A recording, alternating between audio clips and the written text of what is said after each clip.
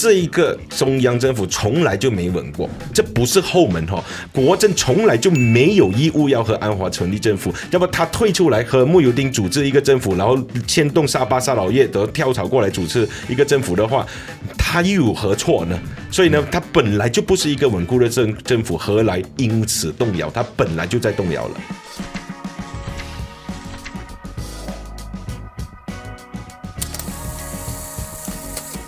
嗨，你好，我是能杰，这个是 BFM 财经制作的自由时事。今天呢，我们要来继续来关心6州选举的课题。其实这一集呢，我们要来聊的就是华人选民最近最为焦虑的课题哦，就是绿潮是否会席卷而来。那其实马来选民他们的这个投票的倾向是什么？还有马来选民他们在乎的其实是什么呢？那么其实要聊这个课题，当然就要请到长期观察马来社群的戴子豪律师。我们先请子豪律师来跟我们打个招呼。你好，你好，谢谢你再次邀请我上这个电台。我们也很开心能够请到子豪律师，因为真的你对于这个马来社群是比很多人都了解很多。其实我们今天这个录音的这个时间点呢，刚刚发生了一件大事。我们是在7月25号这一天的录音嘛，然后就在上个周末，其实就发生了这个1975乐队的事件啊。那么再加上之前这个 Swatch 手表的这个事件，其实都是跟这个性少数族群相关的一些议题。然后这个事情发生了之后呢，包括了像是我们的这个通讯部部长法米，他就直接就把这个音乐节3天音乐节全部都 cancel 掉啊。所以就让大家觉得说，这个团结政府是很像是企图要去拉拢还有讨好这些穆斯林的选民啊。你觉得其实这一些的动作，就团结政府的这些动作，它是有可能会得到绿潮选民或者是国盟的选民的支持吗？不如这样子说吧，和我上次来专访的时候的那个立场是一样的。团结政府正在努力的以稍微牺牲其他民族的权益或者是立场呢，来博取更多的这个所谓的绿色的支持哈，也就是马来人的支持啦。所以在这个前提下呢，你不做的话呢是扣分，你做的话呢没加分。所以你的问题是，会不会带来一些好处？可能什么会？至少你不被扣分，不被扣分就好处了嘛。因为绿色浪潮。国盟啦，就单刀直言的说是国盟啊。国盟说你不够伊斯兰，你不够捍卫马来人的权益。我这里是土著团结党，我这里是伊斯兰党，我一个是捍卫马来人，一个是捍卫伊斯兰。你只要不够伊斯兰，不够马来人呢，你就扣分了。而现在我们看到Coldplay 也好，这个1975也好，都是不要被扣分的行为。是。至于有没有加分，我觉得没有加分。那么其实子豪律师，你刚才说这个不会扣分，但是难道对于这个西蒙的支持者来说，这样子的做法不会扣分吗？其实西蒙支持者呢是在厌恶和恐惧之间做出一个选择，在两者相比之下呢，其实厌恶还比恐惧更为轻微，稍微轻微。OK， 对，可能这些做法是厌恶。但是对国盟执政的时候呢是恐惧，为什么？因为今天如果我拿1975来当成这个例子，只是在可以演出的情况之下，因为说了一些话呢而被禁止演出，而整个 Good Vibes 呢都被取消的前提下，如果是国盟执政的话呢，可能连演出或者是表演的机会都没有了。虽然西蒙做出这一些行为呢，还会持续的支持西蒙，因为恐惧国盟大过厌恶西蒙。是，那么其实子豪律师啊，就是我也想要来谈一下，就是关于这个萨努西最近的被逮捕的事件啊，然后是以这个煽动法令来逮捕。我自己个人对于用这个法令来逮捕，也是抱持一个比较反对的态度啦。但无论如何，我们先不提这个煽动法令的部分啊，那是可以是另外一集的内容。但是警察在凌晨3点进行逮捕动作，其实外界很多评论都觉得说西蒙是在羞辱萨努西啊，然后这也会进一步的激化支持者的愤怒，更加催化绿潮，这样子会帮国盟在助选的感觉。你同意这样的看法吗？根据我的经验而言呢，因为常常与这些刑事辩护打交道嘛，所以警察如果是要抓人的话，或者是要逮捕任何人的话，都有他自己的一套程序啊。这一个程序就是有些罪行呢，他是必须要上门逮捕的；有些罪行呢是必须要扣留1天的； 有些罪行呢，他只是要传召你而已。所以在法庭上，我们有 orang kena tuduh 跟 orang kena saman， 就好像喝醉酒驾车是不需要扣留或者上门逮捕的。所以在这种前提下呢，发生了一个很有趣的事情。但是如果你是 VVVIP 的话呢，他们忽然间就不知道要跟着哪一个作业程序了。你还记得在2018年的时候，当警察到纳吉的家的时候，那时候是整个半夜通宵的在他的家搜查东西什么，然后之后就把他带走，也是在半夜。所以呢，有牵涉到 VVVIP 的时候，突然间这个作业程序呢就搞混淆了，这是我个人的看法哦。我另外一个看法就是，执政的团结政府对于逮捕反对党的领袖呢是有比较敏感的一个做法，也就是说他们知道这个会造成更多人民倾向于被逮捕的一方。如果是在逮捕面前又上手铐啦，又拍到视频什么的话，可能会给对方加分。所以个人认为政治人物呢，其实是如果他们能做决定的话，他们不会指示或者不会直接介入要求警方在半夜3点的时候进行逮捕。反正他已经到吉隆坡了，第二天也会到斯拉样的这个法庭去面控了嘛。所以我个人认为，因为我没有实质上的消息，而且实质上的消息也搜索不到呢。其实这是警方自己的行为，而且不是西蒙政治人物的做法。但是无可厚非的是呢，他为国盟成功塑造了一个英雄形象了。所以你觉得说塑造的这个英雄形象，其实对于这次的选情会有怎么样子带来怎么样的冲击？大帮助国盟。大帮助国盟，所以他们就是国盟的最佳助选员的意思，可以这么说。如果我假设西蒙的这个政治人物们或者是领导层的领袖们呢，是没有直接或者间接介入警方逮捕萨努西的这个行动的话呢，那么就是可能是警方这个无心的行动呢，间接就帮助了国盟。是，但是如果他们不逮捕萨努西的话，似乎对于他们原本就是西蒙原本的支持者，是不是也会没有办法向支持者来交代这样子的疑虑？你认为呢？只要是将他面控的话呢，有大部分的西蒙支持者已经很开心了，不需要逮捕，就要他亲自上法庭来面控就已经是可以缓和很多西蒙支持者的心境了。意思就是说，其实西蒙在做很多的决策，还有很多的动作的时候，我们应该说是他的这个动作有时候太过大，包括像是1975的这个乐团的事件，他可能就只是停止1975乐团的表演，但是他现在惩罚了整个的团队或者整个的音乐节，将它 cancel 掉。那像萨努西这个也是一个例子啊，你会不会觉得有时候他们有一点点掌握不好力度？不是，你看在我们中文圈子里，甚至是英文圈子里呢，觉得这个方面可能有点过火了。但是如果我们搬到国语圈子的话呢，尤其是吉隆坡以外的穆斯林马来人选民的圈子他们认为政府的力度还不够，他们认为政府一开始就不应该让这个 Good Vibes 为什么？因为 Good Vibes 1975在 Good Vibes 表演的1975曾经被质疑他之前的发表过的立场，然后是主办方答应了这个写上 letter of guarantee 就是保证呢他不会说出或者是做出一些出格的行为呢，才允许他们过来。从这一个前提下呢，其实Pushpa 做的方式是比较开明的，而且我给你机会，你没有犯错的话就 OK。但是国语圈则认为，你既然已经发表过类似这样子的行为，类似与马来西亚的文化和宗教不相符的一些立场呢，你根本就不应该让他过来。所以我们中文圈子和英文圈子的选民认为政府过火的同时，马来语圈子呢，有大部分认为政府呢太过开明了，你怎么可以让1975进来呢？这就是不同语言圈子的选民的偏差。所以我说嘛，如果要了解这个马来选民的一些想法，他一定要找子豪律师来。好，那其实这一次华人选民比较焦虑，也比较关注的，当然就是雪州跟宾州的部分啊。那国盟这次当然是信誓旦旦的说会在这些州属赢得州选了啊。然后西蒙也认为说他们可以守住疆土啊。你觉得国盟在这2个关键州的这个胜算是怎么样子呢？在槟城，国盟的胜算是比较少。OK， 还是比较少，我暂定为30%左右。如果要执政整个州属的话，主要是因为槟城40个议席中有26个以华裔为主，或者是所以国盟是纯吹水啦，这样不是吹水，它可以否定2/3啊。现在槟城是执政联盟呢是2/3啊，它可以否定2/3，也算是一个有成就了。那在雪兰莪呢是55%到55%的机会，希西蒙团结政府呢会连任这个州属的执政权，为什么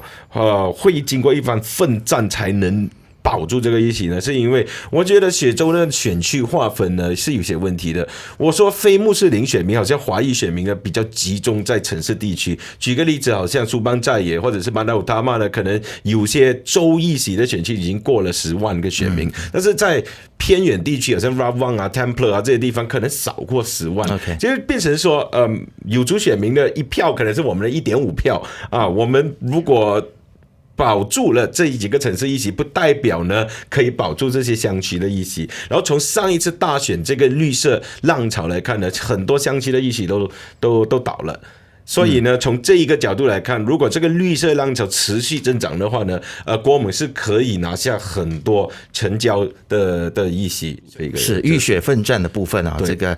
所以这一次的这个州选还是蛮有看头的，绝对是很有看头，尤其是雪兰莪。其实有一个很有趣的现象，就是东海岸的很多的这个马来选民啊，他们生活在吉隆坡，然后但是他们投票的时候，他们就会回家乡，然后投给国盟。但是在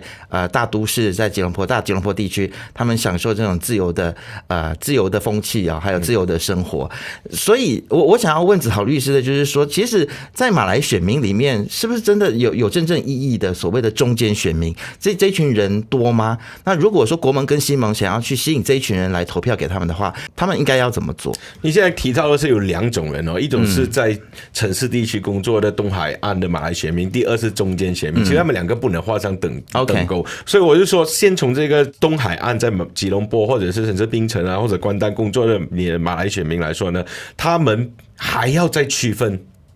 我举个例子啊，这也是假设性质的问题呢，在月收入超过3000块的，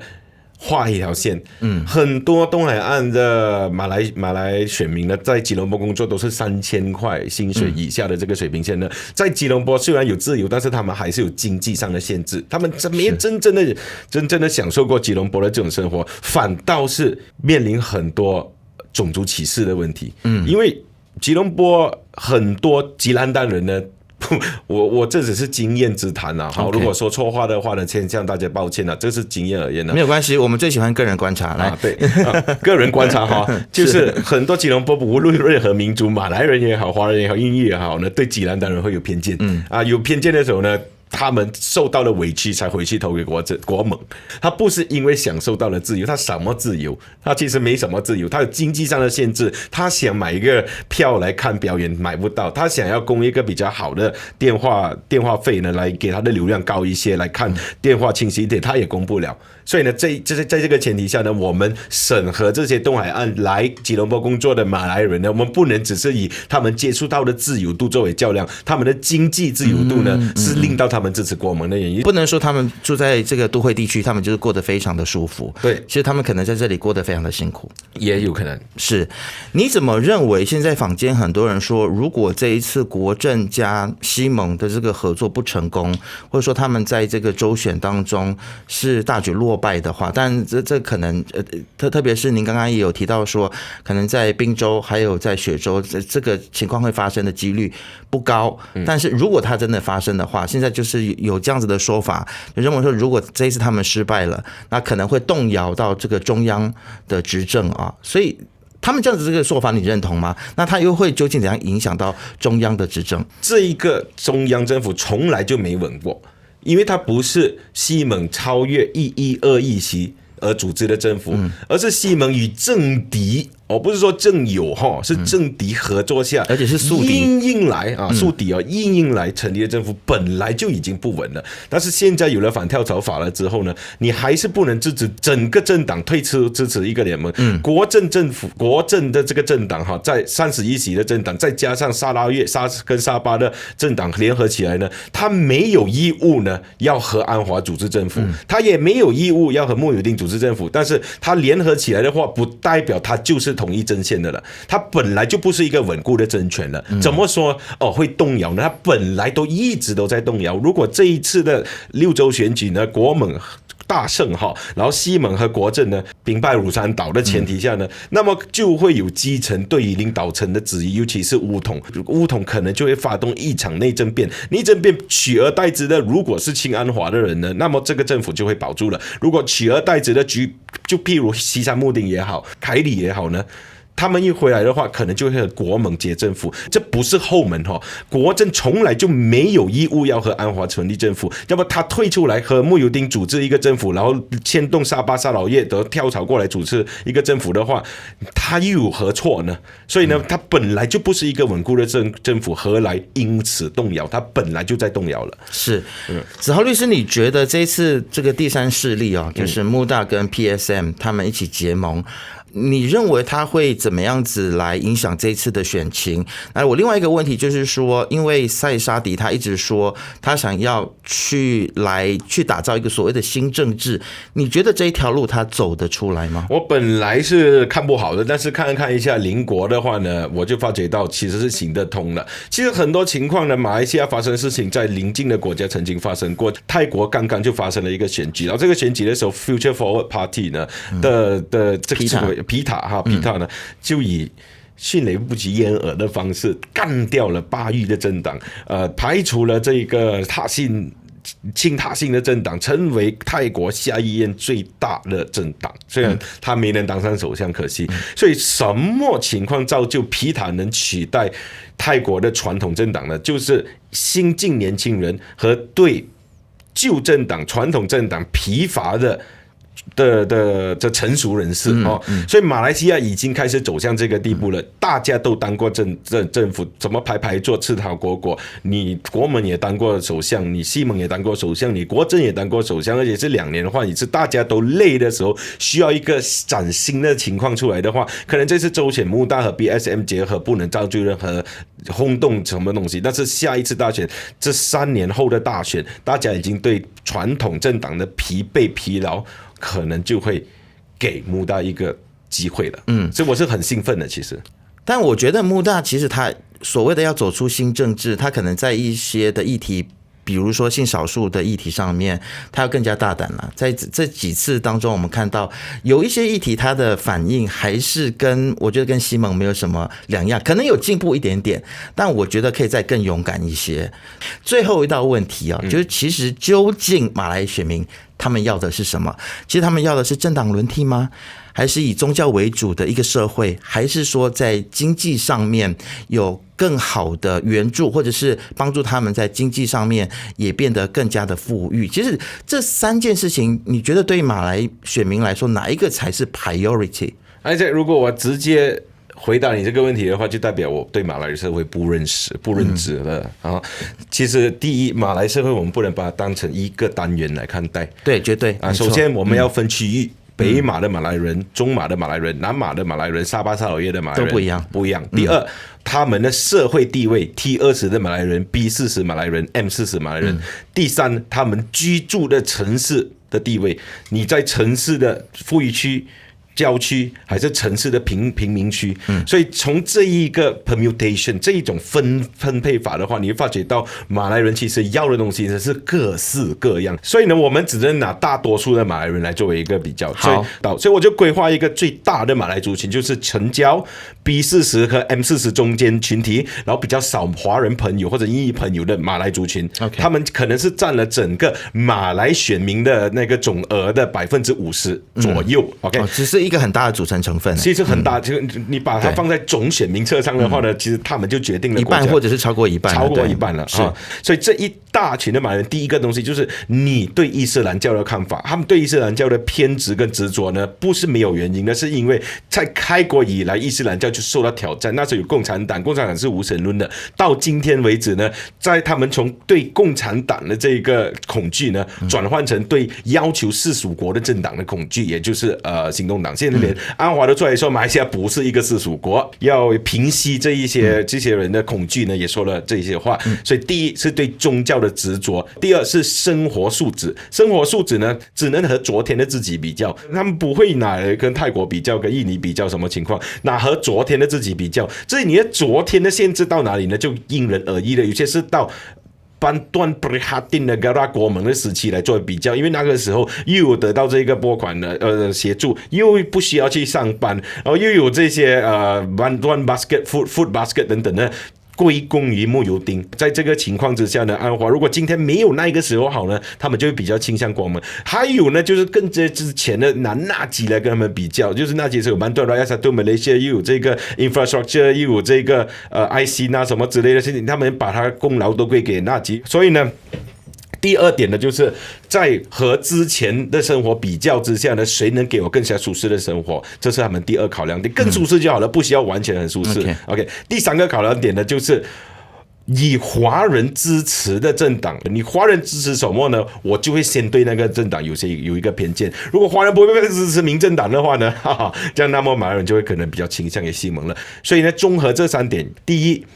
你要谁是英雄？第二，谁能改变我的生活？第三，谁最捍卫伊斯兰？就这么三点，就这么简单，就可以改变他们的影响力了。是，其实每一次跟子豪律师谈话之后，特别在节目里面有这样子的交流，都有新的认识，然后有得到新的观点。那对于安华所做的一些决策呢，可以用一个比较不一样的角度去观察。那我希望说，大家可能对于子豪律师或者是我们平常的节目的所输出的这些的观念或者是想法呢，可能有些人认同，有些人不认同，但是都没有关系。我觉得今天一个很重要的体会跟领悟就是说，我们要走出自己的同温层，去多了解这些马来的选民或者是马来朋友他们的想法是什么。而且就像子豪律师所说的，我们不能只是教就是城市里面的马来朋友，我们要去跟这些非都会区的这些马来朋友去倾听他们的一些想法哦。如果你的生活环境限制了你这么做的话，那可能可以多读一下子豪律师平常的文章。就冲着你进来，我也对听众也可以建议，如果真正的了解马来人的话，你尝试在你的社交媒体，脸书也好，TikTok 也好，Twitter 也好呢，去跟进一些比较，去关注一些比较马来人，然后用国语来和他们评论，然后你就会发觉到你的想法跟他们是风马牛不相及的啊。那慢慢的时候，你一开始就觉得说马来人怎么这么想，他们怎么这么这样，但是如果你把你自己穿入他们的鞋子，对号入座的话呢，你就会开始理解，其实马来人的想法是这样。有些时候未必是符合我们理性的看法，但是他就是那个想法。同样的，对很多马来人来说，我们也不符合他们理性的想法，所以我们的理性价值观是不一样的。你要先了解，才能知道怎么去平衡这一点。我们也期待未来我们可以在财经的平台当中呢，可以多邀请一些不同的马来朋友来上我们的节目啊。那也请大家可以来继续的来关注、来订阅我们的频道，然后按下小铃铛。今天非常谢谢子豪律师，谢谢大家。自由时事是 BFN 财经制作的节目，你可以在财经的网站 CAIJIN.MY BFN 的网站跟手机应用程式以及各大播客平台听到我们的节目。自由时事，自由聊时事，让你做出正确决策。